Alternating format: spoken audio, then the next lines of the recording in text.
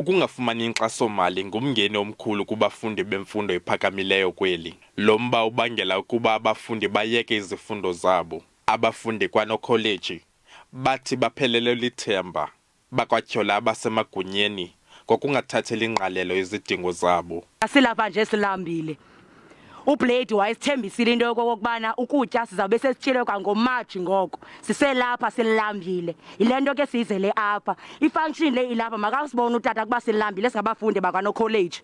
Kwabantu abangena apha phakathi bathi bayothethela thina singabanyulanga. Asibanyulanga silapha silambile siyalwa silapha ngaphandle. Iyona nto ingamandla siyifunayo sifuna imali yethu kuba nasitye ngoba silambile sisopora ngamanzi bhuti wam. Ukanti le dyunivesithi imile ngelithi bonke abafundi ebekufanele ukuba bayaxhamla kwinkxaso-mali kaNSFAS bazifumene izibonelelo zabo. Zonke izitudents ezibhalisiweyo zavunywa nguNSFAS nathi sayibona lonto ziyazifumana i-allowance inyanga nenyanga.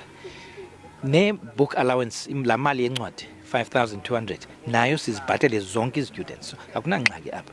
Ingxaki isekubeni kunezitudents une-qualifications ezisisiweyo kuluhlu lweNSFAS. In other words, uNSFAS akasafaki imali kwezo qualifications. Kusenjalo urhulumente uthi ujonga iindlela zokunceda abafundi abangaxhamliyo kwizibonelelo zikaNSFAS. Umgomo kahulumende ucacile ukuthi ukuze kuzuze abafundi ngobuningi babo abaqhamuke emndenini okuhlushekwayo kuyona nemndeni yabasebenzi, sinika abafundi ukuthi ithuba lokuthi bafunde ukuthi bathole iziqu zokuqala. Abasebefuna ukudlulela phambili sekunezinye indlela la bekwazi ukuthi bayocela khona. Lapha kunikwa nombani, akunikwa wonke umuntu. Ezi zakhiwo zokuhlala abafundi zixabisa isixamali esingaphaya kwe-400 million yeerandi.